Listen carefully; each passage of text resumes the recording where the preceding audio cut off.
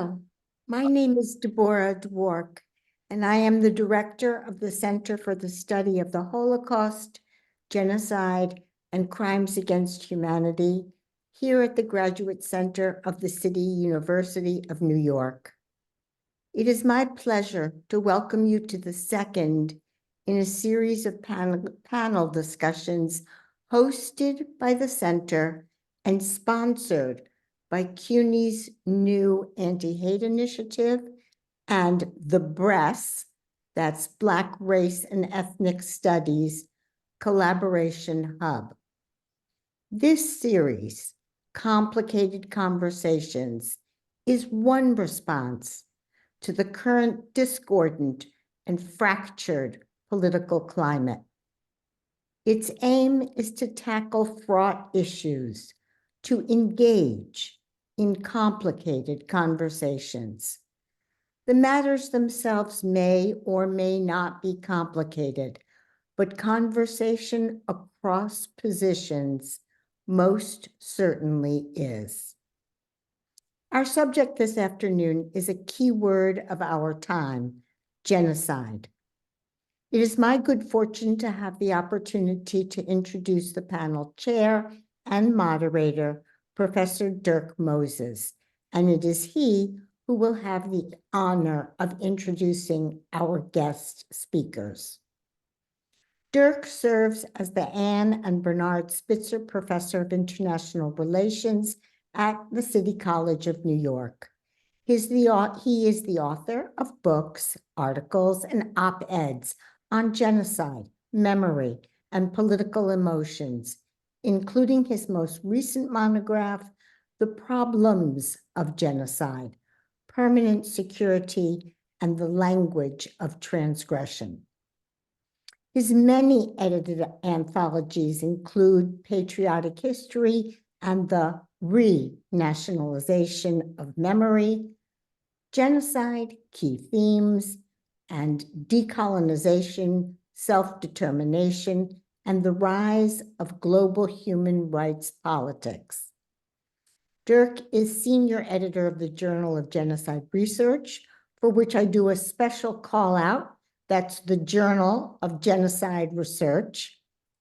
And I end with his work in progress, a book called Genocide and the Terror of History.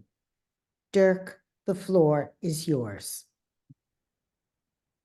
Thanks very much, Professor Dwork, for the generous introduction, of course, for organizing this important series of complicated conversations. I'll now introduce our three speakers to whom I'm grateful for participating in this afternoon's proceedings. The first, in alphabetical order, is Zachariah Mampilly, is the Marxe Endowed Chair of International Affairs at the Marxe School of Public International Affairs, CUNY, and a member of the doctoral faculty in the Department of Political Science at the Graduate Center, CUNY.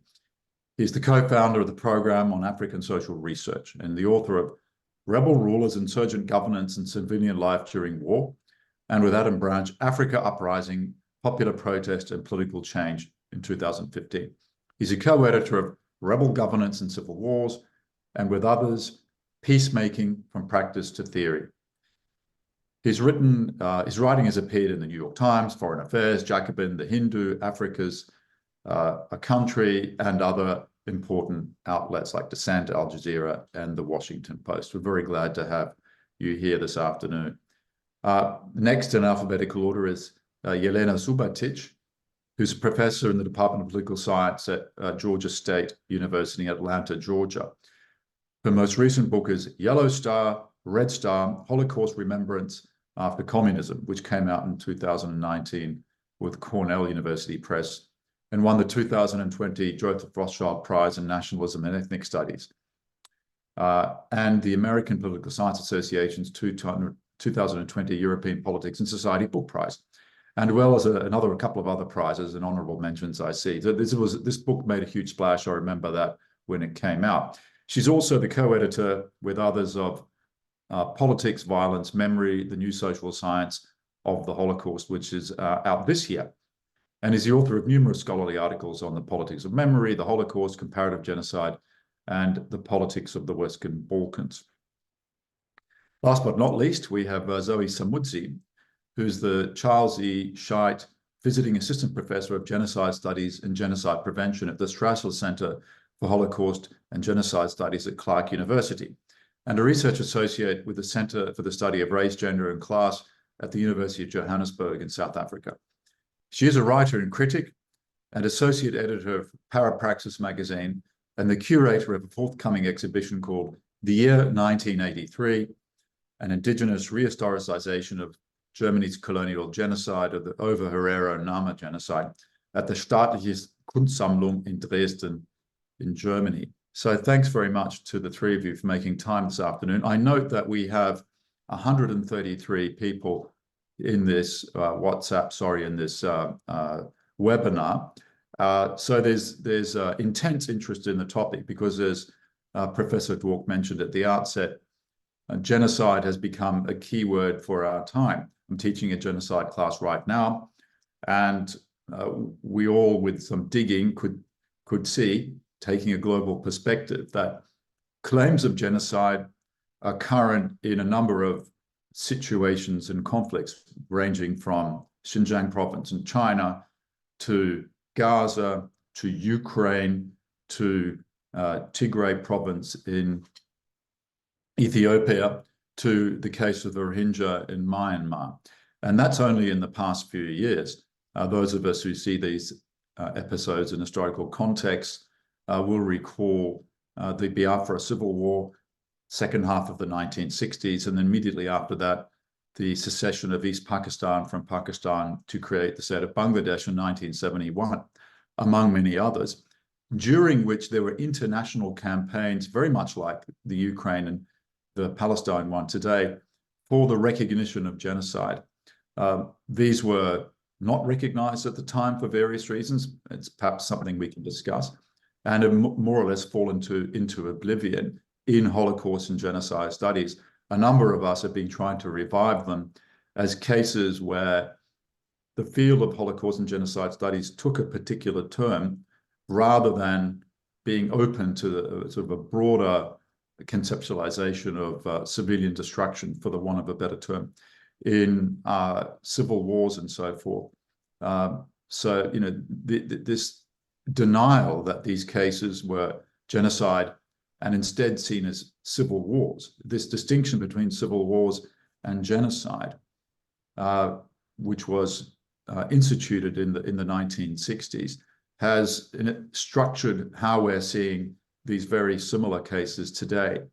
I'd like to start in that vein with Zachariah Mampilly, who's an expert on Africa, as you can see, but also has an interest in South Asia. And one that he and I have discussed personally is the campaign by Tamils in Sri Lanka for the recognition of their civilian suffering and the denial of national self-determination in northern Sri Lanka, which caused enormous casualties, which we'll hear about from Zachariah, but has been totally forgotten in the international sphere. I think it's very much worth bringing that issue to the fore now as a starting off point. Zachariah, have you got any thoughts for us on that? Sure, yeah, so thank you so much, Dirk, for having me, and it's wonderful to be on this panel with Jelena and Zoe in particular. I'll start off by acknowledging that I am not a scholar of genocide directly, but I do work on political violence, and as Dirk mentioned, I spent quite a bit of time researching the conflicts in Sri Lanka, Sudan, and Congo in particular, so I will focus my remarks on those three countries, though hopefully what I say has applicability beyond those three places. You know, just to respond to Dirk's question, you know, I should mention that yesterday was the 30th anniversary of the Rwandan genocide. There has been a lot of ink spilled to commemorate that horrific event. And that was a kind of seminal moment for myself because I was a high school senior when the events of 1994 began. And that's really what got me on the path of wanting to study and understand political violence better. I mention this also just to give us a kind of sense of the timeline that we have been working within over the past 30 years, which is one which I think has observed the sort of the high point of what we might call the liberal international order, and a particular form of genocide talk that emerged in the wake of the Rwandan genocide. So for me, as a graduate student beginning my PhD research in the early 2000s, it was a time when it really felt like this liberal international order was strengthening. The discourses around human rights and humanitarianism were becoming more and more relevant to how states would behave at the international level. And that generally we were living through a period where this sort of global triumph of a human rights order was finally coming to fruition. And I think at this point, it's quite hard to look back on the past decade or so and think that that trajectory has been fulfilled. So to come to the question of Sri Lanka, beginning in the early 2000s, I started spending time in the areas of the north and eastern part of the country that were under the control of a group called the Liberation Tigers of Tamil Eelam. They were a nationalist movement that was fighting for the independence of the Tamil people, who have long suffered a second-class status in Sri Lanka. And throughout the war, there were many crimes against humanity and war crimes committed by both sides. The war ended quite spectacularly in 2009 amidst a very brutal counter-offensive by the Sri Lankan government that is sometimes referred to as the Sri Lankan model, in which the government really pulled no punches and started using very horrific violence against both the Tamil Tigers as well as the larger Tamil civilian population. Human rights organizations estimate that at least 30,000 Tamils were killed during this onslaught, mostly civilians. We have very credible evidence of hospitals being bombed, schools being bombed, civilians being displaced, rounded up, put into camps. Many of them were held in these camps for months after the end of the civil war. Widespread reports of sexual violence against the women in Sri Lanka during this period. And I mention all this because one of the strategies that many of the activists took at that time was to try to have the conflict labeled as a genocide. There was an organization that came into being at that time called Tamils Against Genocide. I knew some of the people who were involved with them. They donated considerable amounts of money to US congressional candidates or US Congress people in order to have this designation applied to the conflict. And I was, quite critical of this initiative at the time, not because I didn't think a genocide was occurring by any sort of legal standard, by any of the academic definitions of the term. What was happening in Sri Lanka was certainly a genocide, but that I didn't think it would have much political import. And it was something that came out of my earlier experiences working on South Sudan in the early 2000s, a similar period where you had activists deploying this language of genocide around the events that were ongoing in Darfur at the time. And I think, for me, what was a kind of a turning point was, the words of Colin Powell. If you go back to the 90s, and this is the last thing I'll say because I want to pass this on to other people, but there's a lot of faith for young people like myself and others, I think, who were interested in this topic, that simply getting a conflict labeled genocide would force the international community and, importantly, the US government to respond. And at the time in the 1990s, the Clinton administration went out of their way to avoid using the language of genocide to describe the events that were unfolding in Darfur. Memorably, Madeleine Albright referred to the Rwandan genocide as acts of genocide, but would not use the word genocide to describe what was unfolding there. But by the early 2000s, in the midst of the war on terror, it was clear that US government officials had no belief that using the word genocide actually required them to do anything. And this became clear when Colin Powell was asked about Darfur. And he very clearly said, yes, genocide is occurring. No, we are not obliged to engage. And so for me, in the late 2000s, watching these Tamil activists very earnestly tried to get the world to see what was happening to them as being genocidal, and believing that this would trigger some sort of involvement from both the international community and the United States, which is a signatory to the Genocide Convention, seemed misguided and misplaced. And I think that sort of sums up my feelings about the reemergence of the genocide discourse. I think it tends to overpromise what is actually going to occur. And if we look at history, it hasn't proven to generate the kind of response that we might expect for what has been referred to as the crime amongst crimes. And I'll leave it at that. Thanks very much, Zachariah. That's a terrific introduction to the issues. And I'm glad you mentioned the anniversary of the genocide against the Tutsi in Rwanda. I should have mentioned it myself. I tweeted it, in fact, from the Journal of Genocide Research account a few days ago on the 7th of April.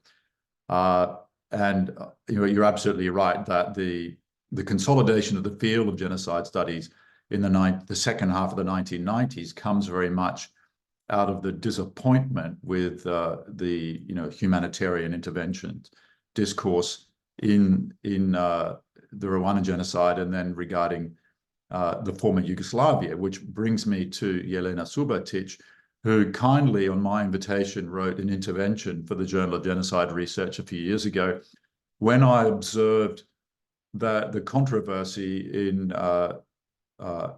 Bosnia and the Republika Srpska within it, regarding the commissioning of a sort of pseudo report by an Israeli by the Bosnian Serb authorities in order to disprove that genocide had taken place in Bosnia by Bosnian Serbs. I think that's is that the correct recollection, Jelena? Perhaps you could walk us through that. Because here we're dealing not with a failure of genocide recognition, a la the Tamils, but with an established genocide recognition, which then various interested parties were trying to reverse.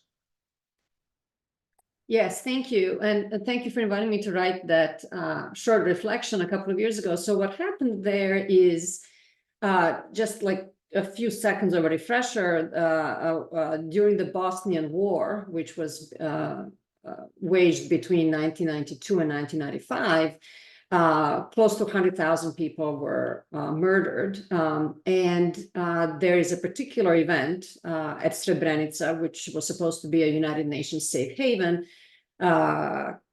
protected by the Dutch UN peacekeeping mission, was supposed to protect the Bosniak refugees who were fleeing to that safe haven from other parts of Bosnia. Bosnian Serb army overran that refugee camp, basically, and separated men and boys from women. All the what the Bosnian Serb army termed military capable boys and men, so basically all men and boys from 16 to 60 were separated out from everybody else, and they were taken to the forests nearby, and they were all shot, every single one of them. And so that's about 8,000 boys and men. The rest of the refugee camp, women and the elderly and children, were then deported and taken to some other place and were not murdered. This has been a very controversial event, not because, of course, the events are undeniable by themselves, but why has the International Criminal Tribunal for the former Yugoslavia only determined that this event in Srebrenica, of all the other atrocities in the former Yugoslavia and all the other atrocities in the Bosnian War, this is the only one that the courts declared was genocide. And that created something that me and others who are on this have called kind of asymmetric victimhood, where other victims from other cities and towns in Bosnia, even neighboring ones, were saying, well, everybody now knows about Srebrenica because the court calls it genocide. And what about what happened to this village and that village, where equally people were murdered because of who they were, but they didn't have that specific designation of victims of genocide. And then also there's some domestic issues also, and some problems with then victim solidarity, and just separating the particular event and putting it on a different pedestal from everything else has become a very fraught issue domestically in Bosnia. Internationally, this issue has been of interest because, as you, Dirk, have mentioned, it has always been politicized and to a large extent denied within the Serb political entity within Bosnia. So Bosnia is ethnically divided after the war and through this very convoluted system of governance. And the leadership of Bosnia's Serb entity has always denied that there was genocide in Srebrenica. And that denial has gone through a variety of different phases, from outright denial that anything ever happened, to denial of numbers, to denial of intent, and all of that. But what's become very important for the leadership of Bosnian Serbs is to say that this was not a genocide, because they want to claim their own ownership of their political entity and not be absorbed between the larger state of Bosnia. So arguing that there was no genocide serves that political purpose. So here enter a kind of a strange group of a few, two specifically Israeli Holocaust historians. One is retired, so emeritus scholar. One was still active, who have been hired by the Bosnian Serb Commission to find out, quote unquote, the truth about Srebrenica. And after a number of months and very questionable methodology, they have declared that in fact this was not genocide. They said, yes, there was a mass atrocity and mass crime, and they didn't completely deny that killing happened, but they were very clear that this was not genocide. And the argumentation kind of changed over time. It was initially, well, it was not a genocide because women and children were saved. So only men were killed, so that doesn't make a genocide. But then, and this is the element that interested me the most, the later interpretation was like, this was not genocide because the only genocide is the Holocaust. And really all these other things we can call by other names, but there's, and that to me was interesting because it serves both the political needs of the Bosnian Serb community, but also the kind of scholarly interest of I still at this point a very small group of scholars, but still a group of scholars who think that who are attached to the uniqueness of the Holocaust in the way that it marginalizes other kinds of comparative genocide. So I will conclude by just saying that one of the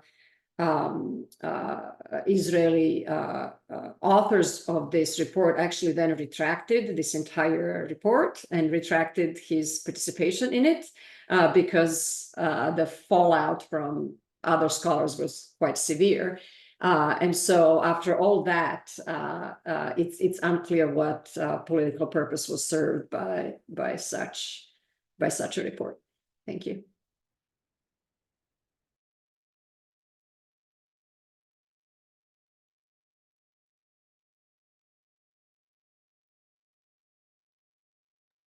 Dirk, you're muted. I think you have to unmute. Yeah. Yes, as always, unmuted. Thank you. Thanks very much for that, Jelena. I'll come back to you on the Ukraine situation as a genocide claim next. In the next round. I'd like now to bring in Zoe Samudzi. Zoe, we've been in touch the last few years about your work on German memory culture in relation to its colonial crimes and the Holocaust, and the way that's unfortunately played out against each other in German memory culture rather than enhancing one another. And you've also written a blockbuster of an essay for the Journal of Genocide Research, over 7,000 downloads in a couple of months, about the situation in Gaza. Perhaps you could share your thoughts on the way these are all related, because as you well know, there's a debate raging in Germany about the question of genocide in Palestine and in Ukraine. They're all related, and Germany's aid to Israel and to Ukraine, and the memory issues that you've written about so much. Yeah, thank you, Dirk. I'm really also excited to be here and learn from Jelena and Zachariah. I've been furiously taking notes while you were speaking. I woke up at 3:45 this morning because I was really curious to hear what Germany was going to argue in the ICJ, because in the way that the kind of argument was made by Nicaragua, there was no way for Germany to begin to justify any of its arms exports in any capacity other than some claim of Israeli right to exist, as intimately related to and informed by the German state's reason to exist as some kind of reparative foreign policy as a result of the Shoah, which in many ways is incredibly perverse. And I think one of the most useful ways of approaching this very perverse kind of memory culture is what Ambassador Gomez said, where he says, it makes sense for Germany's reason for existence to be about a reparation to, European Jews or Jews around the world, but Jews around the world and European Jews are not synonymous with the state of Israel. And so it's been very interesting to see the way that this national responsibility has kind of metastasized into this ethical juridical order, which then kind of offers a carte blanche to Zionist, settler colonial violence and annexation of neighboring of the territories of neighboring states, as we saw, after this, as was seen after the 67 war. And it's been very interesting also to listen to, the argument this morning and, this kind of constant repetition of, I think, Jelena described it very well, not just a conception of the uniqueness of the Holocaust, because indeed all genocides are unique in their character, but a uniqueness in service of a kind of exceptionalism that negates all other genocides. And in particular, it's been really horrific to see the way that the kind of exceptionalism of the Shoah has produced a kind of denial of the Overherero and Nama genocide, and the communities, the survivor communities, affected communities, however you want to describe it, are kind of in the present, or in the process still of struggling for reparations from the German state, as well as their own sovereign lands of which they've been dispossessed in Namibia, and the majority of kind of non-state-owned land is owned by the descendants of German settlers.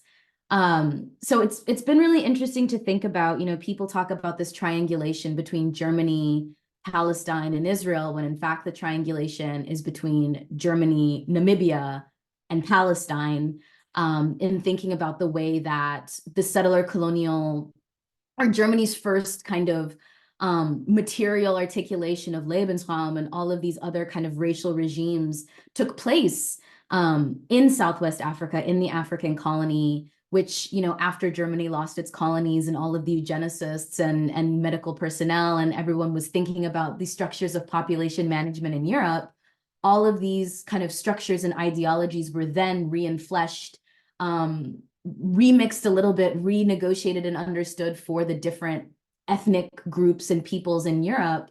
And then the genocide was again in service of this kind of racially pure German project, reiterated against, Jewish people, Roma, Sinti, partisans, queer and trans people, and so on. And so something that really I find quite frustrating is this captured idea of genocide as a juridical event. And in order for genocide to be legible, it's an event that has to have a beginning and an end. Because in order for something to be understood as a crime, you have to be able to, within a bounded period, assign responsibility. But the reason that Germany, claims that it can't make any kind of legal gestures in support of the Overherero and the Nama is because, genocide was not a crime at the beginning of the 20th century, even as customary law did exist, and the Geneva Convention did exist, that forbade the kind of annihilation of people, capable of pursuing life and culture and everything. So it's been really interesting to see how in Germany's willingness or refusal to use the word genocide, to not use the word genocide, to assign particular kinds of victimhood, to recognize certain kinds of innocence, it speaks volumes to this question of recognition, of what it means that, on the one hand, in the United States, describing something, as we've, heard in the context of Darfur, describing something as a genocide doesn't mean that, even though there are these kind of R2P, responsibility to protect or intervene under international law, it doesn't necessarily mean anyone's going to do anything. And on the flip side, it's been interesting to see, Germany now making these kind of qualified concessions that if it were to have happened today, it would be a genocide. But then when the Overherero and Nama took Germany to court a few years ago, they were in court saying alleged concentration camps, alleged genocide, alleged dispossession. And so participating then in this kind of genocide denial that is, of course, not befitting a nation whose entire sense of political morality is derived from the kind of deep responsibility it claims to take from this history of genocide. And so I think it's interesting to see how, national political trajectories aren't understood as trajectories, but rather understood as a kind of collection of events, something that happened here in this country, something else happening in another country, and never kind of joined up. But it has been interesting I'm saying interesting entirely too much. It has been really kind of telling to see how the Ovaherero and the Nama describe a kind of understanding of, Israeli victimhood or Jewish victimhood as it kind of has transformed into this kind of Israeli state, but also feeling a deep sense of affinity towards Palestinian people as people who have been dispossessed, as people who are presently, victims of settler colonial violence. So I'm starting to ramble, so I'll stop there.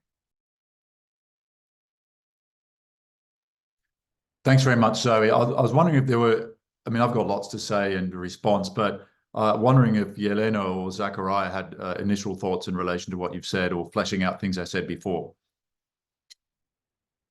Well, the only thing I wanted to add is that, when we talk about to what extent the discussion of the Holocaust marginalized other genocides, I also will say that the debates and the scholarship on the Holocaust also provided us a language through which to discuss these other genocides and to discuss the kind of the political path to genocide, the technology of murder, the dehumanization. And so this is not something that, the scholarship on the Holocaust is not an antithesis to the scholarship on contemporary genocide, of course. And so it's something that should be a fruitful discussion in our general discussion and understanding of comparative genocides.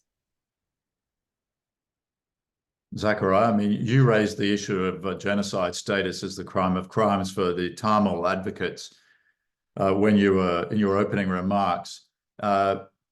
Perhaps we can reconcile the two positions that I see hear in the statements by Jelena and Zoe by saying the Holocaust does provide a vocabulary and an awareness of the problems of genocide. At the same time, by erecting a hierarchy in international law and if you like, in our moral sensibilities of the ultimate criminality, with genocide as the crime of crimes, those that want to gain international attention are forced to claim that it's genocide, because otherwise people say, well, who cares about crimes against humanity, which is a terrible situation, because crimes against humanity are extremely grave, as are war crimes. And so there's a kind of claim-making dilemma is presented to those that are seeking recognition in the international sphere, because they have to almost analogize with the Holocaust, because the Holocaust is the archetype or ideal type of what a genocide looks like. So what I'm seeing, for example, in the debate about the situation in Gaza is, at least initially, is that Hamas, it was alleged, had committed genocide because it was attacking Israeli civilians because they were Israelis, and did because they were Jews. But in retaliation, in response, Israel was engaged in a legitimate act of armed conflict as an act of self-defense. And although it was killing, 10, 20 times more people, this can't be considered genocide because it's not attacking Palestinians as such, this sort of as such being the operative term. So, in a way, so the genocide language is on the one hand, and via Holocaust memory, is enabling, but forces people to make claims in a particular way, which then limits them. Because if the Holocaust is unique, as so many people argue, or distinct, unprecedented, and so forth, then how can anything measure up to that? And ergo, you actually find it very difficult to classify the civilian casualties in an armed conflict as genocidal, as the Tamils found out. And all these other towns in Bosnia, as you mentioned, Jelena. I think you're getting at the heart of my discomfort with the concept of genocide, or the term genocide, and perhaps the purpose of this panel. So I'm really looking forward to what my other panelists have to say. But from my perspective, when I think of the origins of the term genocide, and we have a couple of questions in the chat that are asking us to define genocide, right? And the short answer to that would be, there is a UN convention that lays out what a genocide constitutes. Every clause in that, or every word in that convention, is highly debated. But I think in general, most of us would agree that the UN convention outlines a much broader range of crimes as genocide than is probably understood amongst the general public, right? And I think that kind of fluidity of the term genocide, that sort of inherent slipperiness, I think is what we're getting at, is actually by design, right? If we look at the origins of how we even came up with the concept of genocide in the first place, the origin story, as it were, lies with a Polish Jewish lawyer named Raphael Lemkin, who wanted to coin a phrase that would capture the magnitude of the events of the Holocaust. And he came up with the idea of a genocide, which then we sort of awkwardly try to retroactively apply to things like the massacre of the Ovaherero, or to these other conflicts like that occurring in Sri Lanka or Sudan. And necessarily because the origins of the term are from an activist bent, I think it's fair to say that Lemkin was certainly viewed himself as an activist, is that it's not a particularly precise term, and is often deployed in highly politicized manner, right? And I think that slipperiness is precisely the problem that I have, especially when I talk to activists who are interested in using the language of genocide in order to stimulate political action. And I think it gets to what we're describing here, which is that a term like genocide, and here I'll introduce another term that I thought about a lot more, terrorism, is not meant to be precise, right? It is meant to serve a normative and moral purpose, and often a political purpose, rather than being a kind of analytical, technical descriptor of a generic set of actions, right?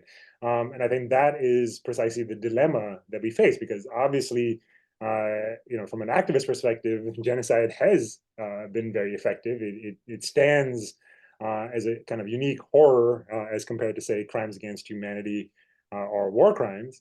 And yet, it doesn't necessarily, provoke the type of response that it was intended to provoke, which is international action in order to end it. And I think that raises a question about, the utility of the term at all, right? And I think the big difficulty that we have, especially as scholars, is we never know which version of the term genocide we are actually discussing, right? If you read the international law discourse around genocide, it is highly, highly technical, and usually ends up debating specific, terms or phrases contained within the Genocide Convention. But then there's the court of public opinion, right?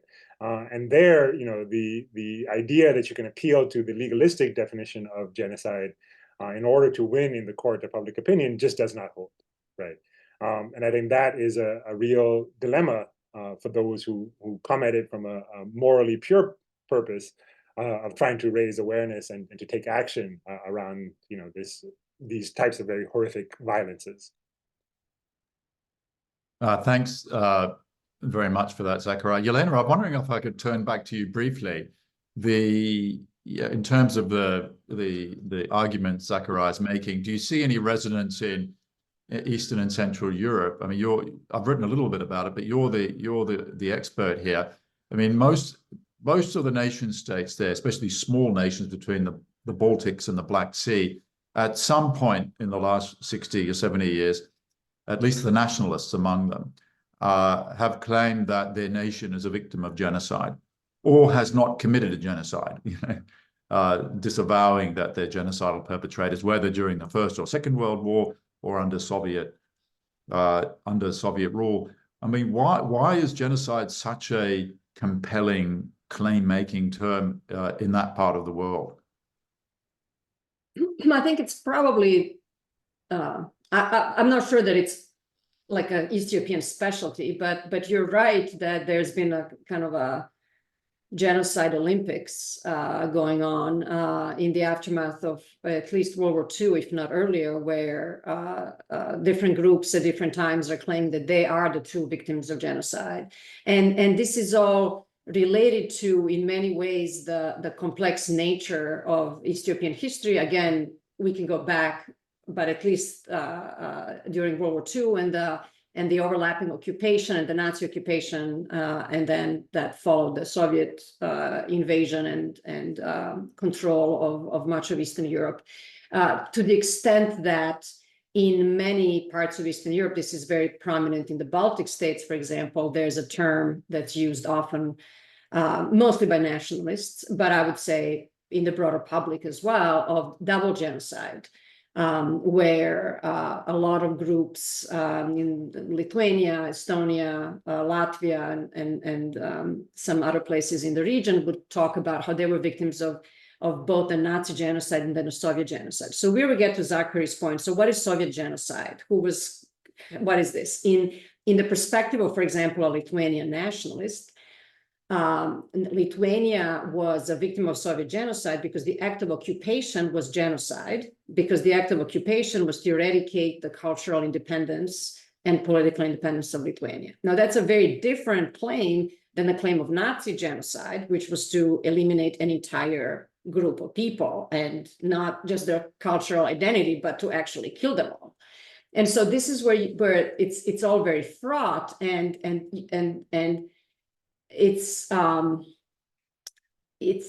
mean, I obviously find the idea of a double genocide highly problematic, but it's very, very prevalent. It's also very prevalent in visual museum representations, and I've written a lot about the museums of double genocide and so-called museums of double occupations, and there's this visual kind of onslaught of images when you go into these museums, where you see the swastika on the right and then the hammer and sickle on the left, and you're supposed to go in and see Stalin and Hitler. And so this is just a very blunt message that a visitor to these museums is supposed to take, which is that, you know, these are innocent nations, never did anything wrong, and then they were brutalized by both the Soviets and the Nazis.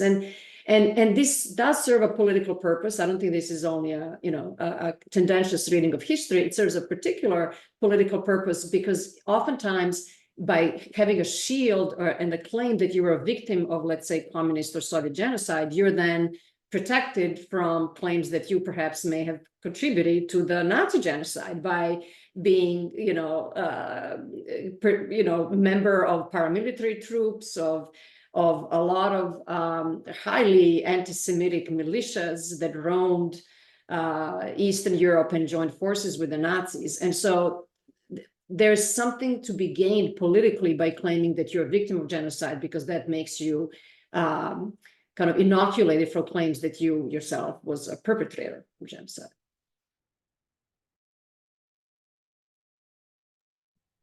Zoe, do you see, and Zachariah, we haven't spoken much about Africa beyond Namibia, though that's, I think, very important. Do you see any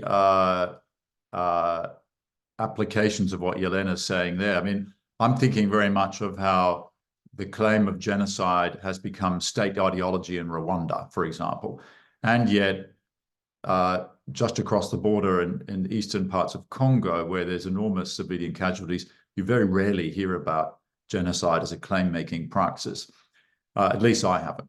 I mean, this is your area in particular, Zachariah. I mean, is one of the many problems of genocide is that it presupposes a somewhat simplistic binary between victims and perpetrators, goodies and baddies, as it were, that can't be mapped onto these multi-directional resource non-state conflicts that are taking place, for example, in this part of Africa, and yet which produces, if you like, genocidal-like numbers of victims.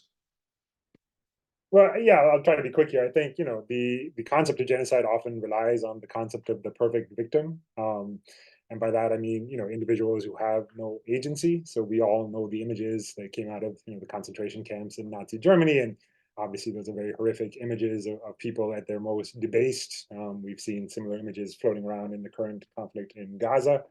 And I think that is a big part of how the genocide claim works, right?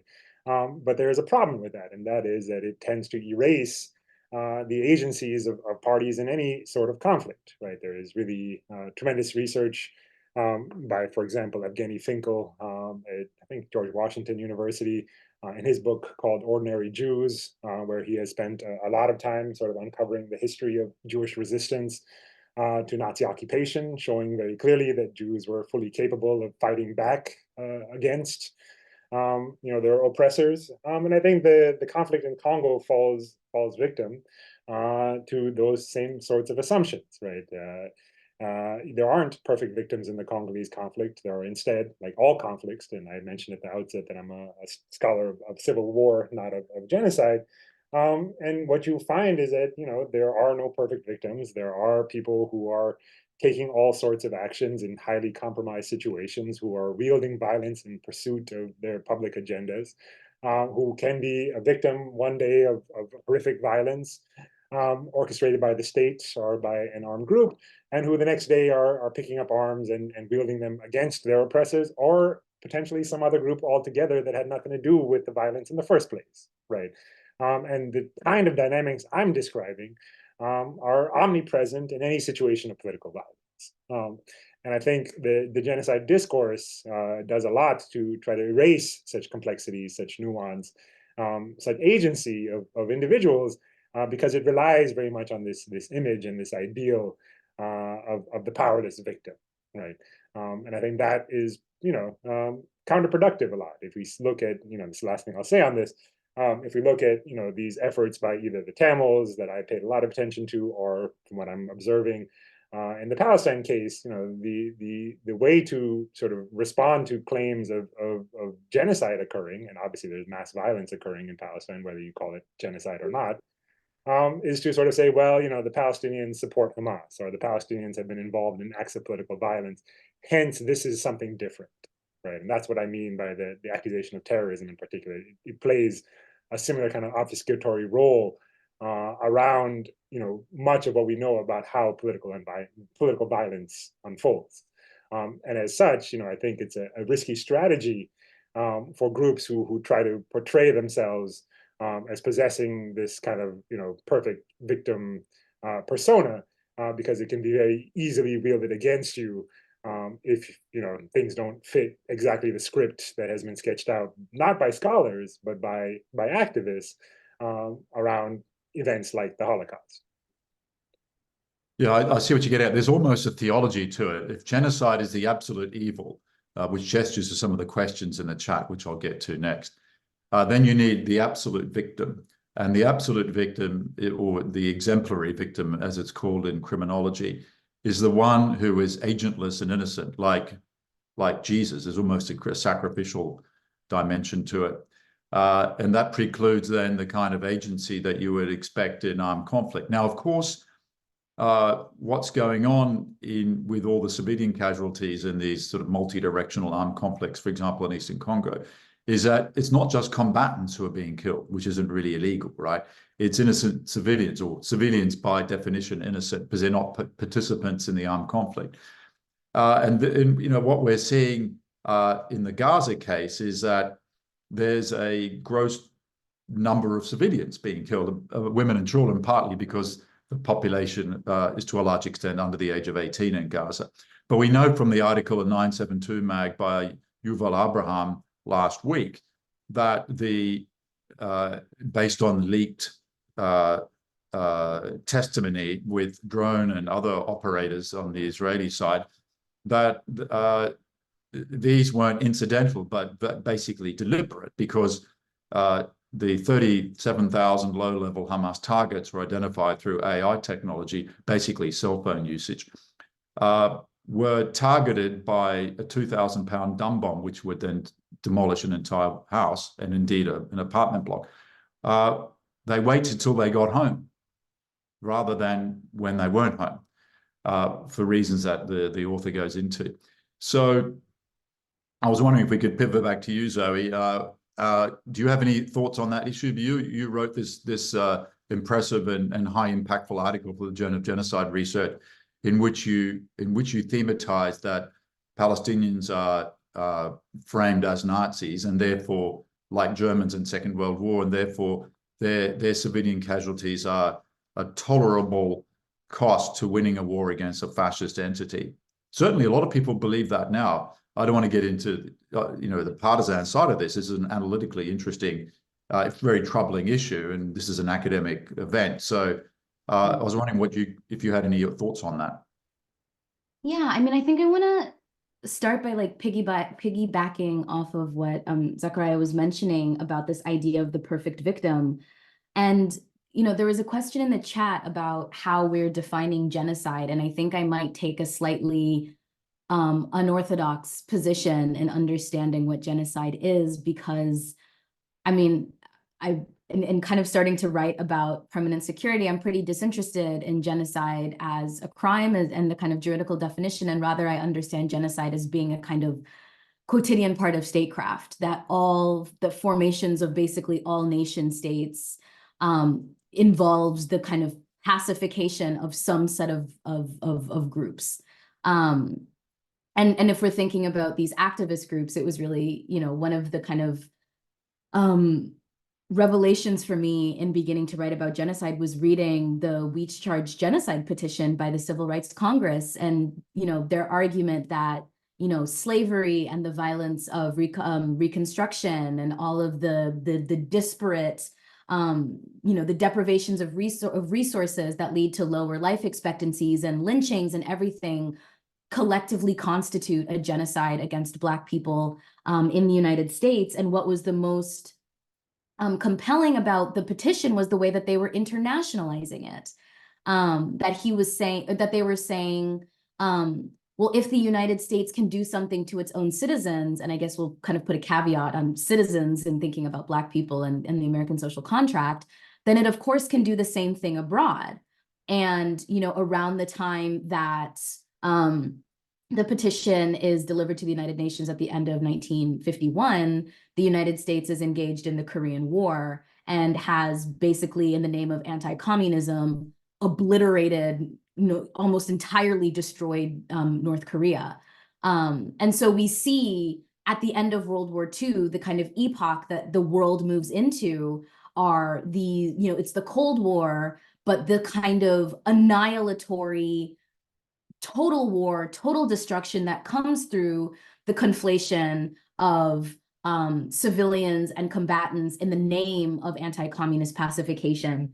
And so when we think about the kind of rationale of the AI technology that's being used, I was reading someone saying, it's convenient that there's this framing of the Israeli state as somehow being omnipotent in its ability to use all of these technological things to identify targets, and therefore it's able to produce this separation and absolve itself of responsibility, when in fact, we've seen the kind of, it feels ridiculous to call it smart technology, but we've seen the kind of like totalizing failure to discern between so-called terrorist targets and civilian targets in the United States military's use of drones in Iraq, in Afghanistan, in Yemen, in Syria, in Somalia, all across the region. And it's all predicated on this idea that when you think about these kind of imperial productions of identity, even if you are trying to make discernments between civilians and combatants, there's no such thing in this kind of epoch of Huntington's Clash of Civilization or Orientalism. There's no such thing as an innocent Muslim. There's no such thing as an innocent Arab. There's no such thing as an innocent Black person. So even if you make a claim that, oops, we accidentally waited until this person got home and demolished an entire apartment block, as opposed to, sending a drone to do a surgical strike of a single person when they're standing in the middle of a deserted plot of land. There's no such thing as a misidentification if the goal is this annihilatory production of Westphalian politics. And so in this way, what Israel is doing with Where's Daddy and the Gospel and Lavender and all of these really horrific campaigns is they're simply mechanizing exactly what the United States was doing and dropping tons and tons and tons of napalm across Vietnam and across Cambodia, rather than having to have an individual fighter pilot to fly a plane across across a jungle. You can have a programmer type in whatever data goes into the algorithm makes its best guess based on these deeply imperial logics of networks and telecommunication interactions and whatever to identify a target, but there is no wrong target. And so I think that because the Israeli economy is so predicated on exporting these technologies, I think that, I hate the kind of analogy of any space as a kind of military laboratory, but as, Anthony Lowenstein's book is, describing Palestine as a lab, all of these field-tested AI military technologies are going to then be exported all around the world, and we're going to see a really, really terrifying acceleration of the ability to kill en masse. And I don't know, maybe that makes me sound like I'm catastrophizing a little bit, but we're literally watching it happen. So I don't know how much more catastrophic it can get than that. Does anyone on the panel want to respond to what Zoe said? She's raised the stakes and the analysis to another level of globality and catastrophe, not without good reason, in my view. I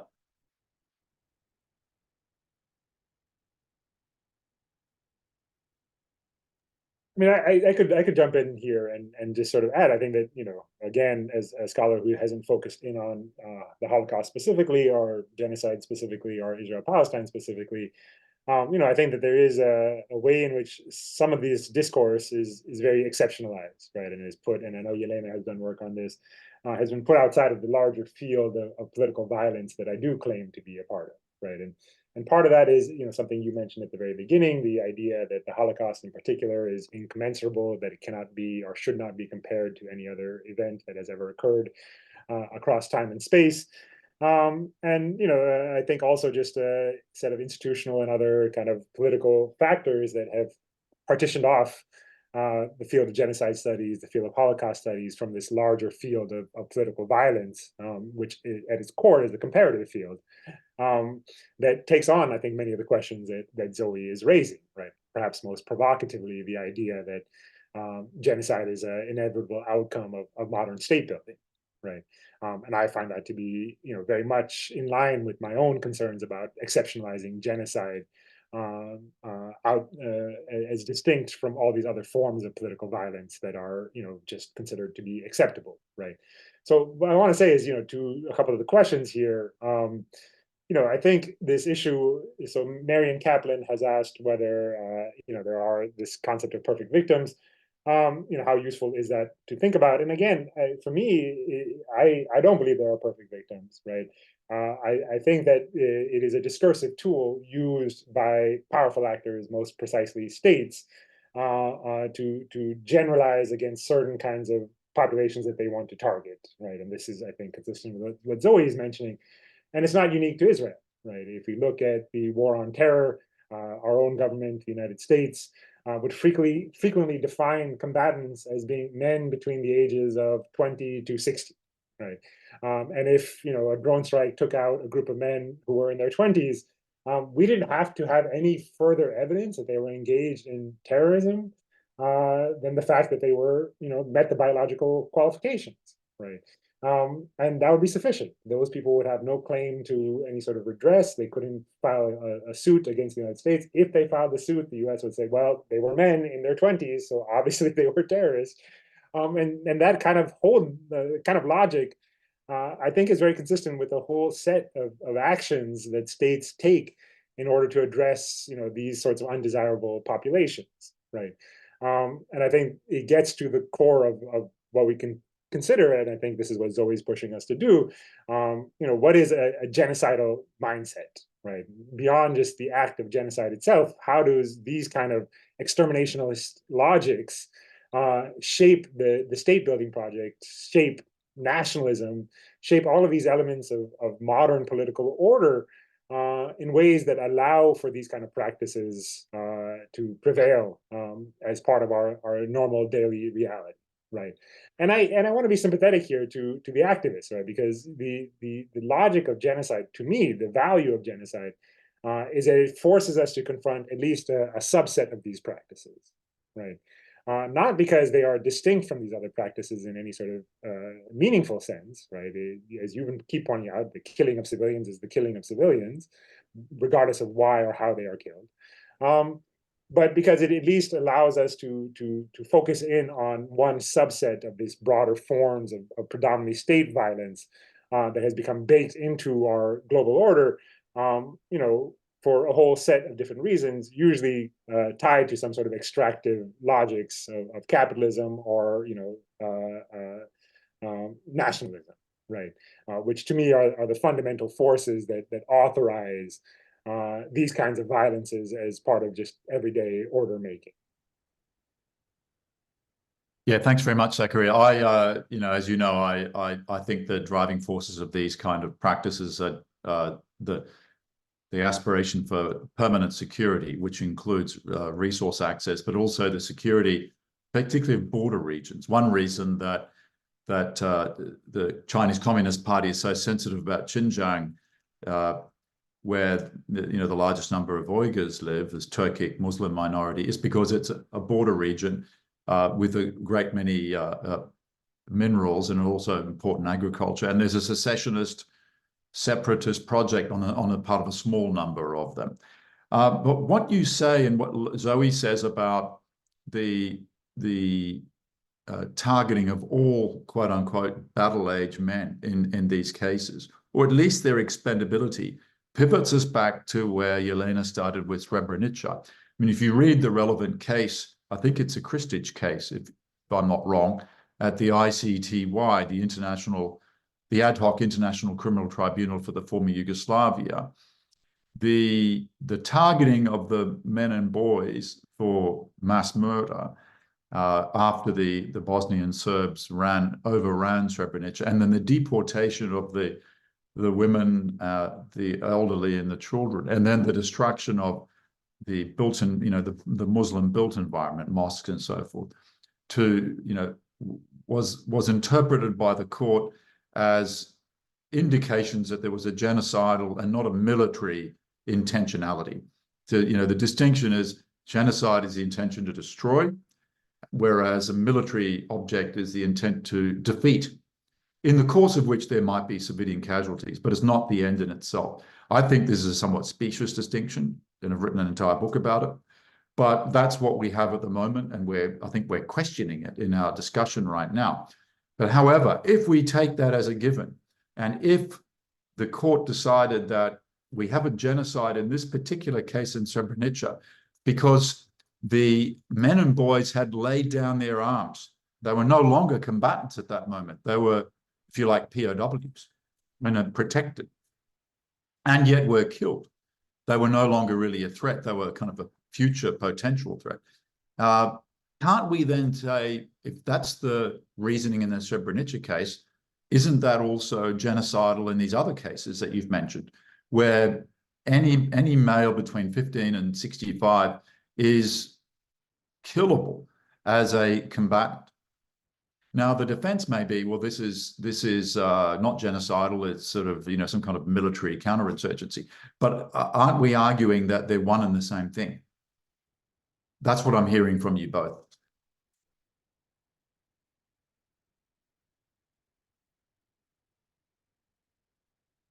You don't need to answer that because you have a lot of questions in the chat. So I'm going to actually ask a couple of them now. Now,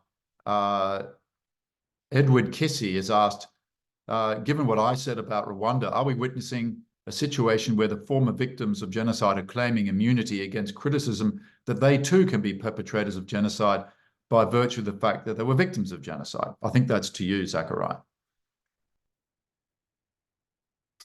Yeah, I think that's a reasonable conclusion. I mean, we know what has unfolded in Kagame's Rwanda over the past 30 years. It's been the same leader in power. It's a very brutal regime. They have engaged in political assassinations, both within Rwanda and extraordinarily, they have killed a number of their opponents abroad as well. So, it has authorized a whole set of practices in the name of genocide that are quite horrific, right? By claiming this sort of victimhood status, Rwanda has been able to become a very, very close ally of the European Union. It is a close ally of the United States, one of the largest recipients, the largest recipient of US aid in sub-Saharan Africa is Rwanda. And I think it has all built on this sort of question of the memory of the genocide in Rwanda, which was an absolutely horrific event, but shows the ways in which it can be politicized towards these quite devious ends. I want to raise one more thing here, which is that part of our difficulty, and I realize I keep using this term political violence, and some of the folks out there may not be familiar with what I mean by political violence. And essentially, what we are doing there is distinguishing political violence from criminal violence, right? And I mention this because I think, again, as somebody who's not in genocide studies, genocide studies genocide as a crime relies on this language of criminal violence. Right, it excludes itself from this larger category of political violence by focusing predominantly on the question of intent. And what do I mean by that? So if you commit a crime, the court will treat you very differently based on what they determine your intent to have been. So if you kill somebody, you can be convicted of manslaughter. You could be let off altogether if it's done in self-defense. It could be first-degree murder. It could be second-degree murder, so on and so forth. And the distinction is ultimately about what you hold in your heart, right? It's your personal intent that determines the sentencing. That is the core logic of criminal justice. The problem with this is that political conflicts don't adhere to the same logic. The way that you may behave in the context of a civil war, in the context of an occupation, in the context of widespread collective violence, is very different than how you're going to behave on a day-to-day basis in your regular moral existence, right? And so then trying to ascribe to individuals or to institutions or to determine whether they are engaging in genocide based on intent is a really difficult process, and why places like South Africa avoided this question altogether, right? So the Truth and Reconciliation Commission in South Africa was set up to say, look, we were all victims of apartheid. Both black and white were victims of apartheid. And the solution then is not to ascribe individual culpability to each person based on their actions during the apartheid era, but rather to try to take stock of this as a society and figure out a solution that allows us to move forward, right? And that's a very different logic than, say, the logic of criminal justice or even the logic of addressing genocide. Do any of the other panelists want to address anything that Zachariah has said?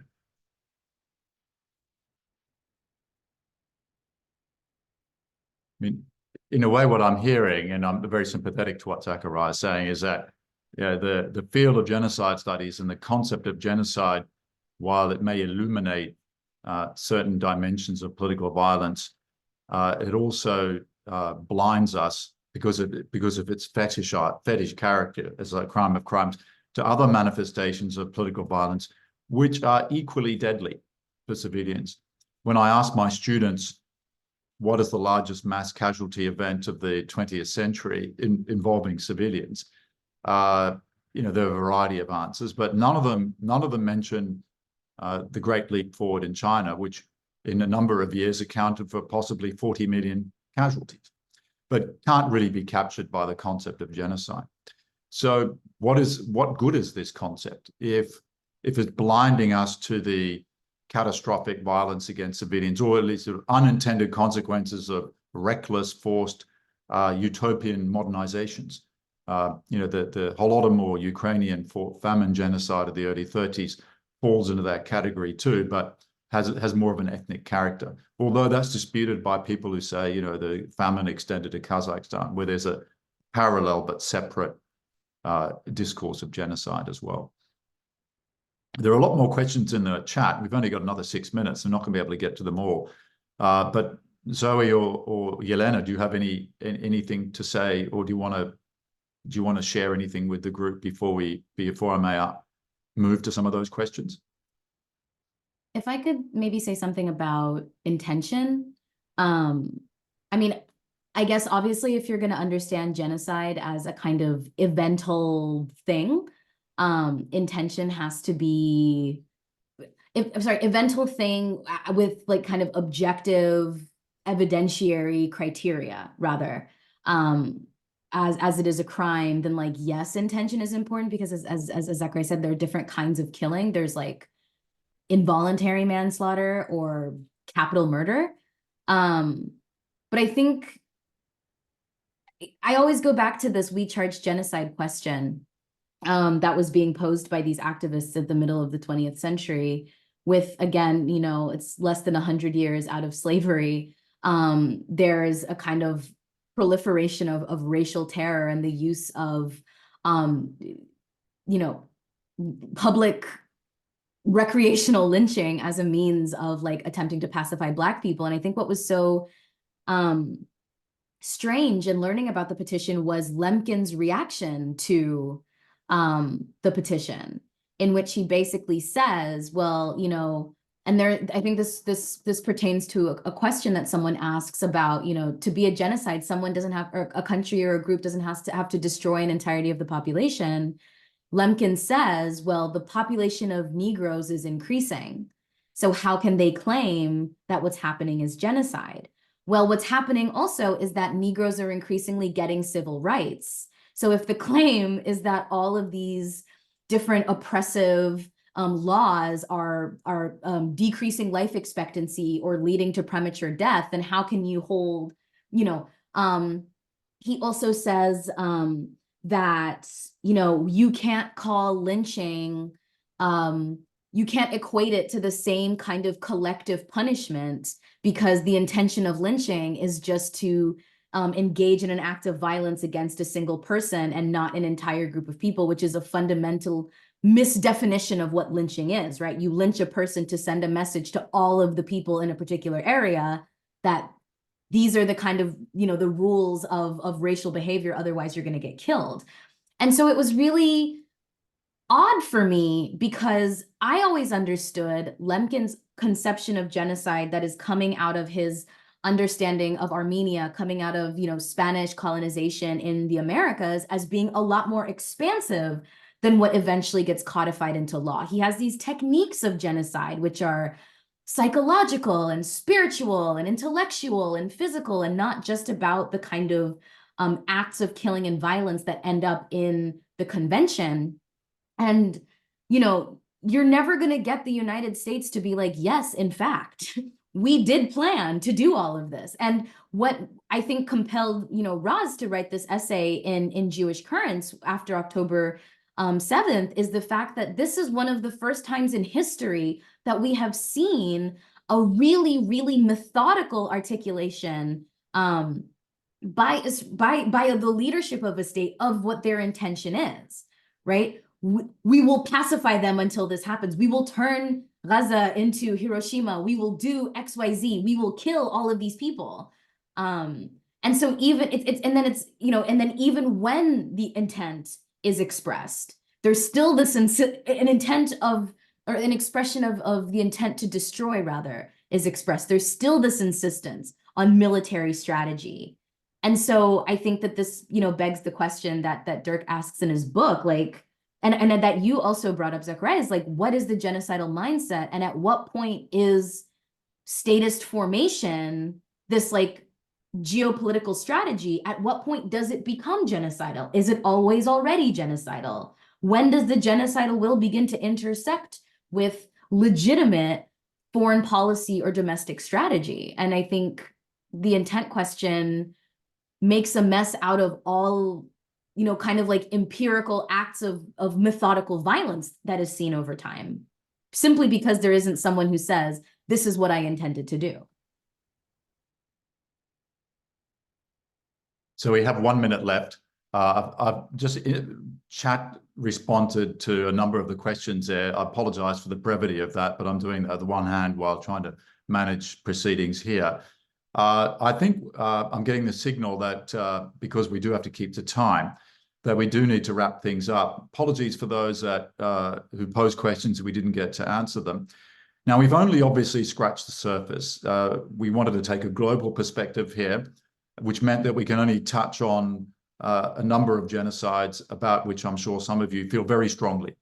But this series is continuing. Professor Dwork is its architect, and she consults with a number of us at the Center for new ideas. So watch this space. It's an evolving one. And if you have particular ideas, do get in touch. It depends very much on the business of the day, who we can get as speakers. People are very busy. This is a high teaching moment, for example, in the teaching week. So I'm very grateful that Zachariah, Jelena, and Zoe have zoomed in to share their perspectives and expertise for us. I think being online, which is not our preferred mode, actually does have its benefits. We had up to 160 people watching, and I'm sure that wouldn't have been the case if we were in a room at the CUNY Grad Center. So I hope this has been a useful exercise for those that are watching, and we will stay tuned to the website announcements from the center. You'll watch the emails from Professor Dwork to see what's next on the agenda. Deborah, do you want to say anything to the group as a way of a parting message? Yes, please. I want to say thank you. Thank you so very, very much for the gift of your insights, your expertise, and for depressing us beyond measure. So thanks also to everyone who has tuned in, and most especially a vote of thanks to you, Dirk, for organizing and moderating and being such a wonderful colleague. I appreciate it. Thank you. So thank you all, and good evening.